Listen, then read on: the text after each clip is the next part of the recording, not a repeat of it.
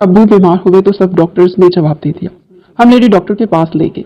उसने अब्बू का मुआयना किया और बोली, इनका इलाज मेरे पास है, आप इनकी शादी मुझसे कर दें, मैं शादी के बाद ही इनका इलाज कर सकती हूँ। अब्बू 60 साल के जबकि लेडी डॉक्टर जवान थी। अम्मी ने अब्बू की शादी उनसे कर दी। हैरत तो तब हुई जब अब्बू 2 दिन में ठीक होगी। एक रात अब्बू के कमरे में झांक कर देखा तो होश उड़ गए, क्योंकि लेडी डॉक्टर अब्बू के साथ। नाज़रीन, कहानी में आगे क्या हुआ जानने के लिए कहानी को आखिर तक लाजमी सुने। मेरा नाम महविश है और मेरी उम्र 17 साल है। मैं अपने माँ बाप की इकलौती औलाद हूँ। मेरे अब्बू की उम्र 60 साल है और मेरी अम्मी की उम्र भी 62 साल है। दोनों में बहुत प्यार है।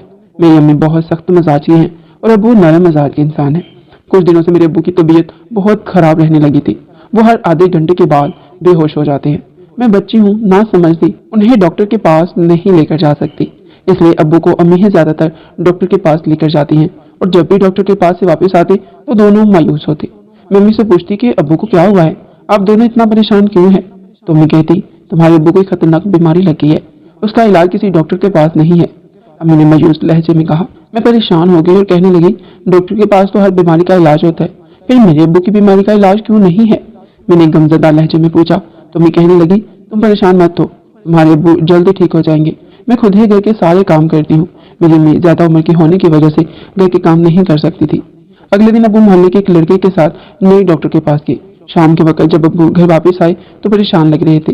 अम्मी ने जब इलाज के बारे में पूछा तो अब्बू नाम में गर्दन हिलाते हुए कमरे में चले गए। अब्बू को ऐसी कौन सी बीमारी है जो अम्मी मुझे नहीं बता रही है? रात के वक्त जब अम्मी अब्बू सो रहे थे, मैं अब्बू की रिपोर्ट पढ़ने लगी। मैं 9वीं क्लास की तालिब इल्म थी, इसलिए थोड़ा कुछ अंग्रेजी भी पढ़ सकती थी।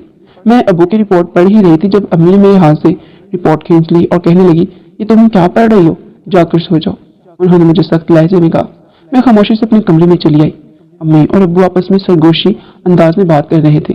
जब अब्बू अम्मी को एक लेडी डॉक्टर के बारे में बता रहे थे कि इस डॉक्टर के पास हर बीमारी का इलाज होता है। ठीक है, हम कल ही उसके पास चलेंगे। अम्मी ने जाने की हामी भर दी। वो भी बातें कर ही रहे थे कि मैं सो गई। अगले दिन अम्मी और अब्बू लेडी डॉक्टर के पास चले गए।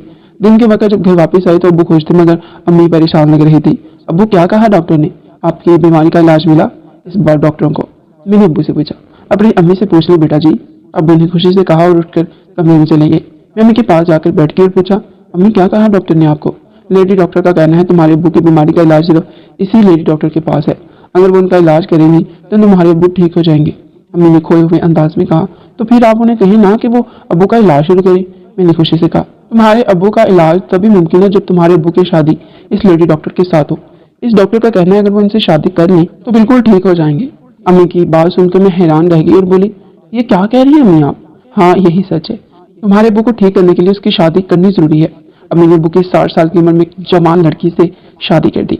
कुछ दिन बाद अब्बू ने जवान लड़की से शादी कर दी। मैं बहुत हैरान थी कि शादी के बाद ही क्यों अब्बू ठीक हो गए। अब्बू शादी से खुश थे, अलबत्ता अम्मी कुछ उदास सी थी।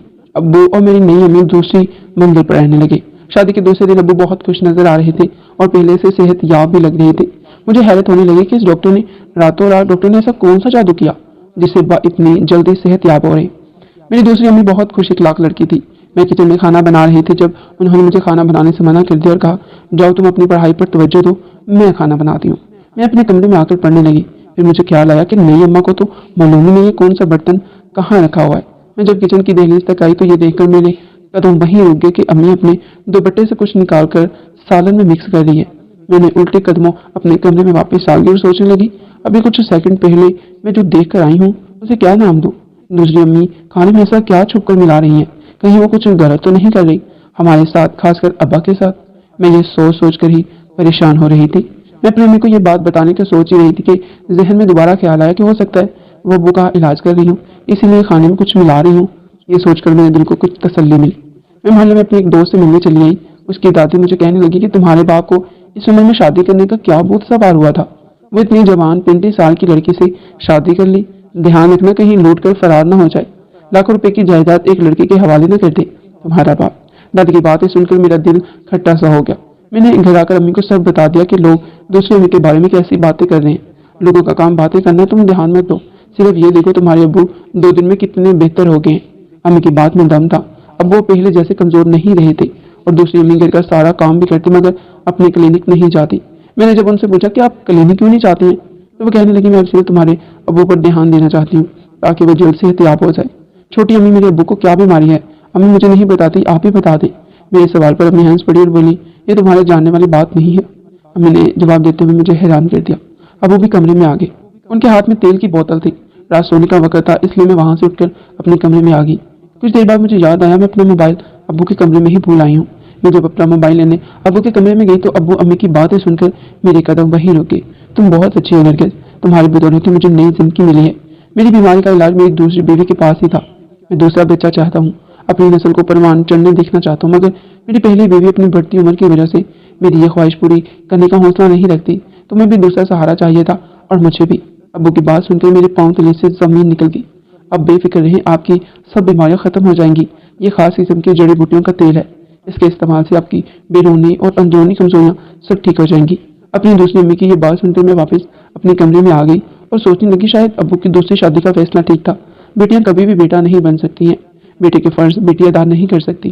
ابو صحت یاب ہو گئے تھے، اب صرف ان کے اولاد ہونے کی خواہش باقی تھی۔ ناظرین، کہانی اچھی لگی ہو تو لائک کر دیں۔ اس طرح کی کہانیاں ڈیلی میرے چینل پر سننے کے لیے میرا یوٹیوب چینل لازمی سبسکرائب